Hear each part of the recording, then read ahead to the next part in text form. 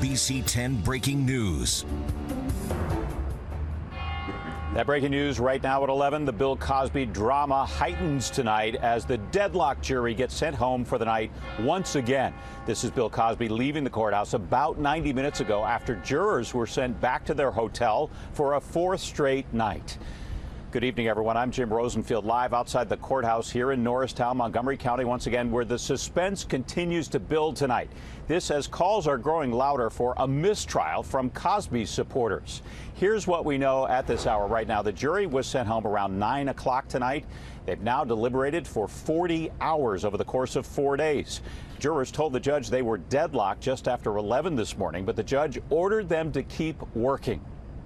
Before dismissing the jury tonight, the judge told them he knows they're exhausted and they're doing difficult work.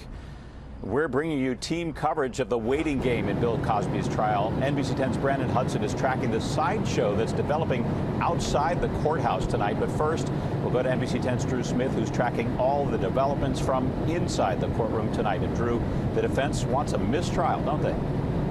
That's right, Jim. Team Cosby came down these steps tonight telling us these jurors have been through an emotional and intense couple of days here, 4 days to be exact, and they're not sure if fifth day will do any good, but they don't make this decision. The judge has told them to go back to their hotel and return here at 9 in the morning, 40 hours of deliberations.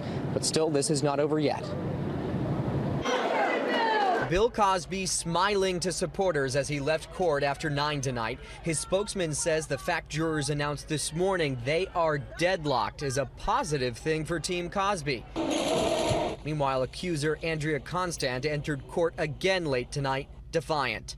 Attorneys observing the trial not optimistic about a resolution. My prediction at this point is it probably will be deadlocked tomorrow. The judge has not set a deadline for how much longer deliberations should last on the 3 aggravated indecent assault charges. I would predict everybody, Mr. Steele, Mr. McMonagle, the judge, everybody wants to see a resolution. Cosby's spokesman around 8 o'clock with a plea for the judge to declare a mistrial. We definitely want this thing to end, and hopefully the judge will make a decision and give us an update. A civil attorney representing some accusers pushed back. I don't think he speaks for the jury. Last time I checked, they get a chance to speak for themselves.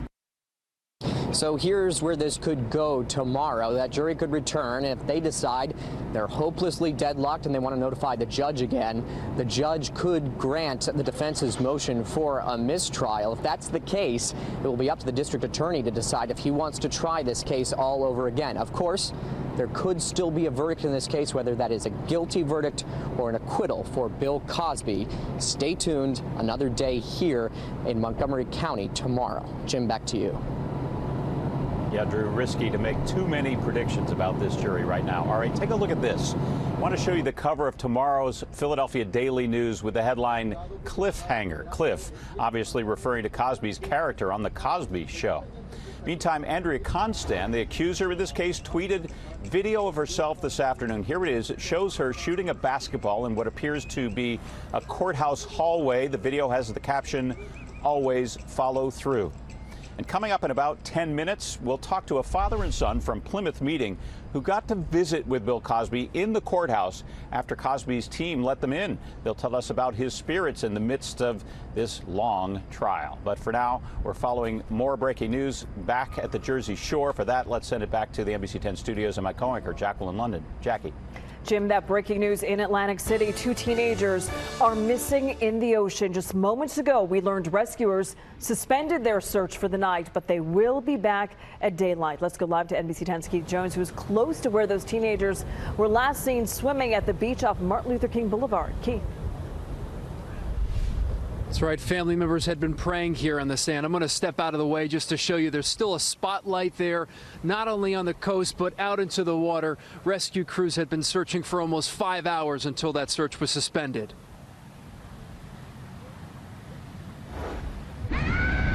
Family fainting, their world upside down. 2 teens missing since 6:30, crews in the water minutes later. A Coast Guard helicopter cutting through the sky.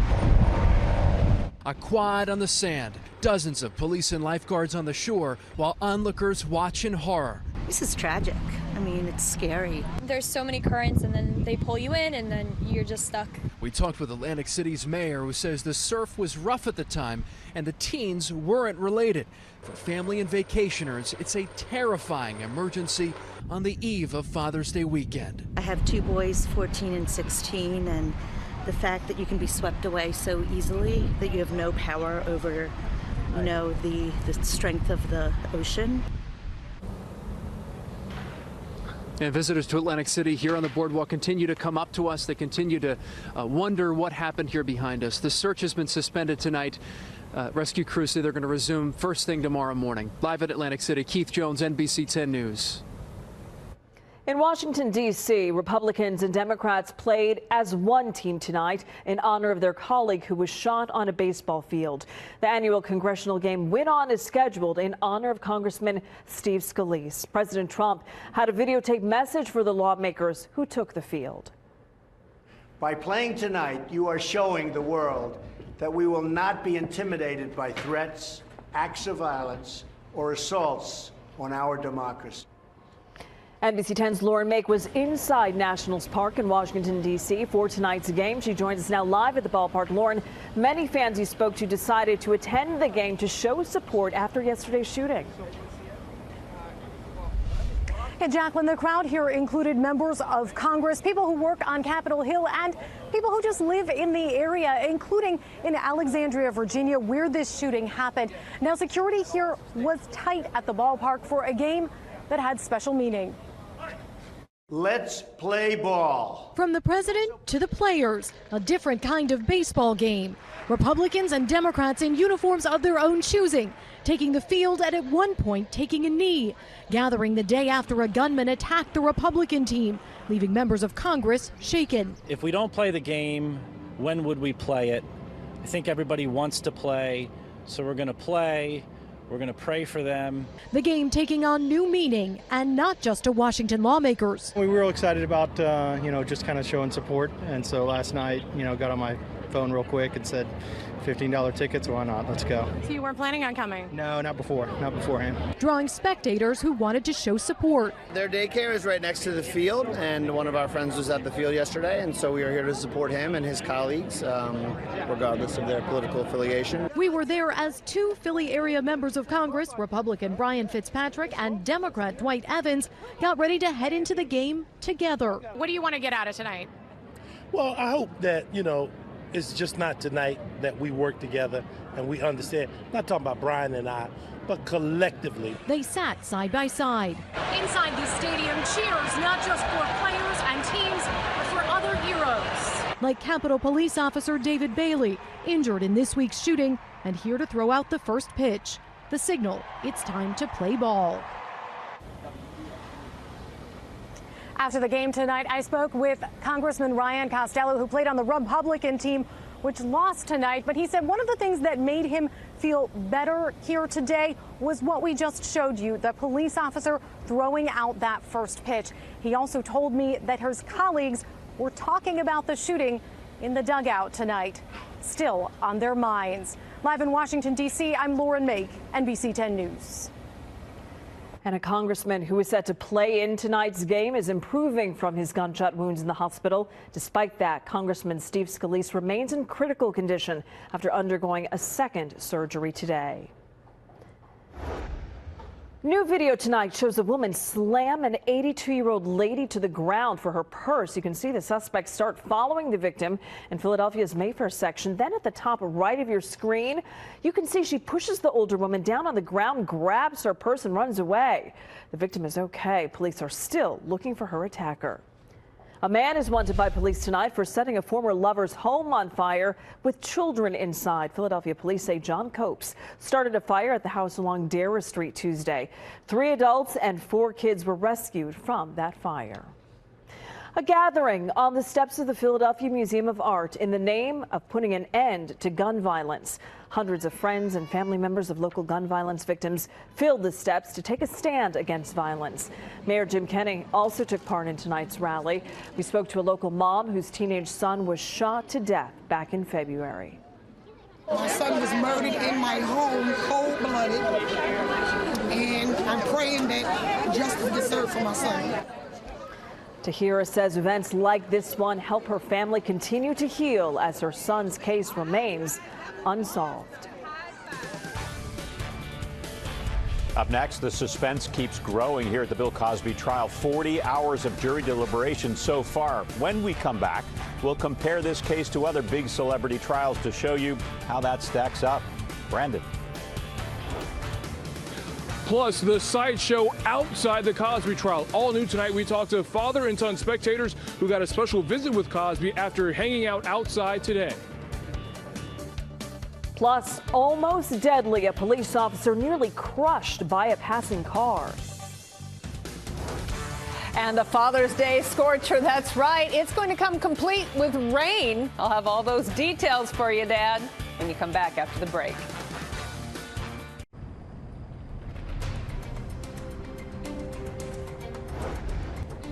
Welcome back. I'm Jim Rosenfield, back here live at the courthouse in Norristown, where the entire country really waiting for a decision in the Bill Cosby trial. The jury went home around 9 o'clock tonight.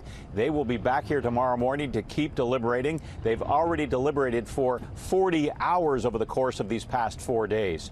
But the drama isn't just growing inside the courthouse. Outside, a sideshow spectacle keeps getting bigger. Take a look.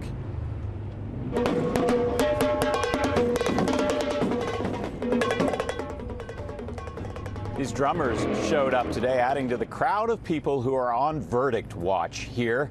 NBC 10's Brandon Hudson's been out with the spectators tonight, some supporting Bill Cosby, others wanting to see him convicted. Brandon's live with me in Norristown tonight with more on that. Brandon. Well, Jim, it's a lot quieter outside the courthouse, quite a contrast to how it was a little more than an hour ago. For most of Bill Cosby's fans, the best chance to see him was to line up outside the courthouse here. But tonight we talked to a family who went inside and spoke to the comedian for a few minutes. A loud cheer for Bill Cosby as he went home after another day of jury indecision. This case should have been closed long ago. Let this man go. What else do they want from him? What else? I say free my Uncle Billy. Hours earlier, the jury announced they were deadlocked. That led to some confrontation outside the courthouse. A couple of Cosby's accusers said the announcement made them feel sick. I felt my heart in my throat, and then a feeling of numbness overcame me. What is the value of a woman in today's society? This is rape culture, and it cannot be dismissed. Cooler heads prevailed outside this evening. We caught up with the family from Plymouth Meeting, who got to visit the comedian during deliberations. As soon as he went in, he shook me and my sister's hand, and he was talking to us, and he was like forgetting about all his case. Joey Melinero's father said the 79-year-old looked tired but in good spirits. He added he hasn't spoken to his children about Cosby's charges, but will if they ask. They know that things are going on, but there's some things you just don't, you'd rather not discuss unless you really have to. Cosby spokesman Andrew White arranged that meeting between the family and the comedian. Just about everyone we spoke to tonight said they will be back here tomorrow as the jury continues its deliberations. Jim? More colorful attendees, I'm sure. Brandon, thanks so much. At 40 hours, deliberations here in Norristown have gone on longer than some of the most famous celebrity trials, including Michael Jackson, Martha Stewart, and O.J. Simpson. Took the Simpson jury fewer than 4 hours to reach a verdict in that case. Count on NBC 10 to bring you every twist and turn of this trial. Our team coverage will be back in full force tomorrow morning, and we'll bring you any decision the moment it happens on air and on the NBC 10 app. For now, let's send it back to our studios and Jacqueline. As that wait continues and everyone hoping for a conclusion tomorrow, Jim Rosenfield live in Norristown. Turning now to our first alert weather. Nice weather this evening for a street festival. This is part of Old City Eats. The event runs every Thursday through August 31st. More than 25 neighborhood restaurants are participating in the festival. Beautiful weather out there. Changes, though, are coming for the weekend. Let's bring in First Alert meteorologist Tammy Souza with more on that. Tammy. Oh, yeah. We got a little bit of a cool down, and now we're going to go right back up. In fact, once we hit the weekend, we're going to be looking at a stretch of warm weather that is at or above normal. Right now, we have a beautiful night out there, and if you're out and about, You're looking at temperatures that are still hovering in some places in the 70s, and we are at 83 for the high today. That's what we hit. 20 mile an hour. That was the highest wind gust that we saw today. So it was a really nice breeze that came through. We were what I would call seasonal and average. Right now, we are looking again at 70s across the area, but we'll drop to 62 in Pottstown tonight, 53 at Mount Pocono, 65 in Philadelphia, 66 in Wildwood, 67 in Dover, and 62 in Mount Holly. So it's going to be a very comfortable night. Then the warm and wet weather returns. It'll come bouncing in here as early as overnight tonight and tomorrow. Carry that umbrella for the next 4 days because we're going to see a chance of rain or thunderstorms Friday through Monday, and then a little break and then a little bit more of it toward the end of next week. We'll be heating up. The temperature is going to climb to near 90 on Father's Day, and there will be plenty of humidity, so we could see a feels like or a heat index near 95 degrees. It's going to be a sweaty one for you, Dad.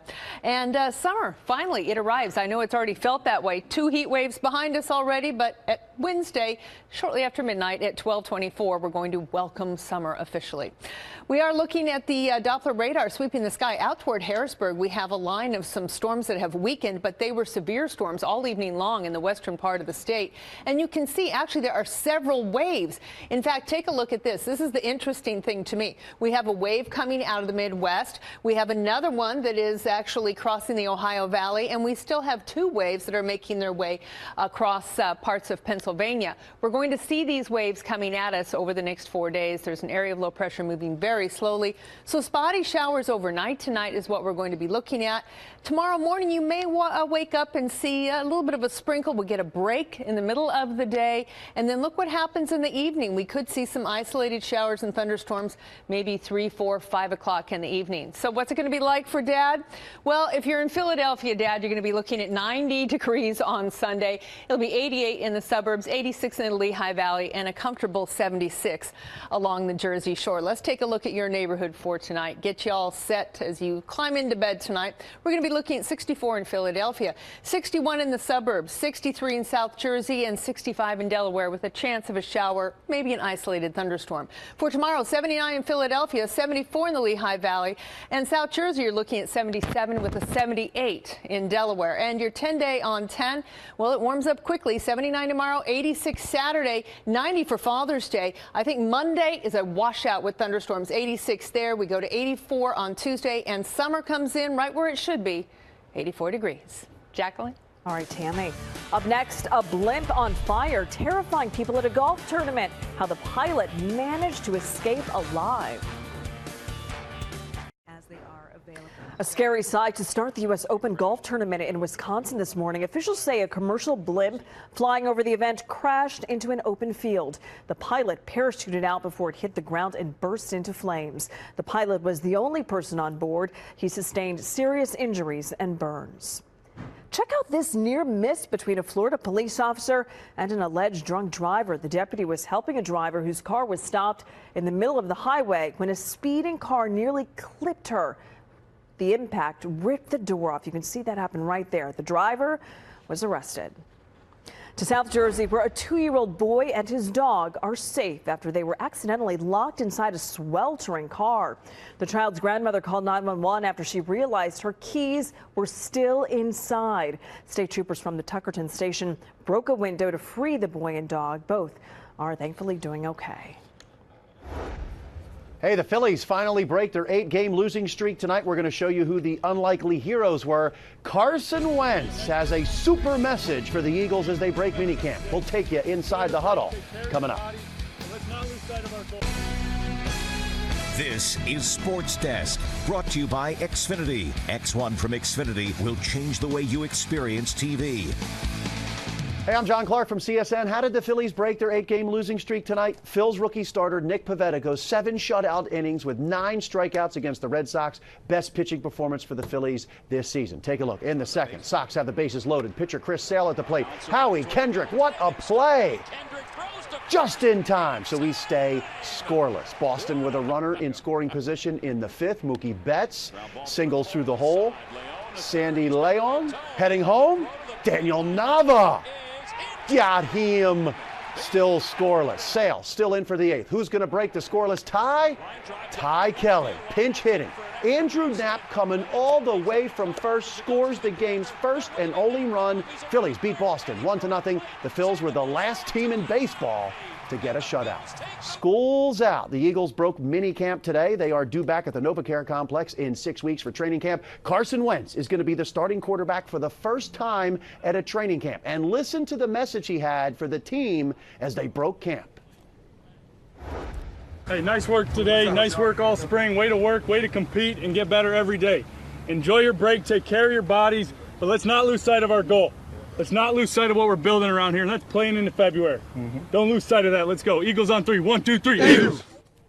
February would be super. The NBA draft 1 week from tonight. Sixers have the 3rd overall pick. This guy could be a possibility for the Sixers. Kentucky guard Malik Monk. He can shoot it, and he thinks he would be a good fit for the Sixers. Villanova's Josh Hart also working out with the Sixers today with former Nova teammate Darrell Reynolds. Josh is projected to be a 2nd-round pick. Sixers have plenty of those. They have 4 of them. Hey, Josh, where do you think you're going to go in the draft? I think it'll be the #1 pick. I think that's probably what I'm hoping for. I mean, the goal really just get your name called right now. It's just, no matter what you hear or anything like that. And this is a good sight today. Joel Embiid and Ben Simmons shooting a little bit, hanging out. Hopefully in 4 months, they will play together for the very first time. And maybe with Josh Hart. We're right back.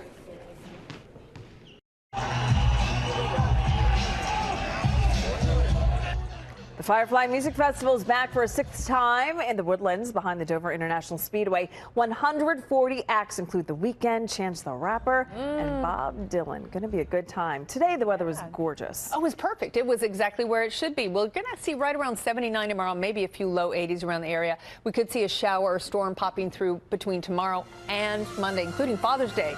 It'll be hot. Thanks, Tammy. We'll see you tomorrow.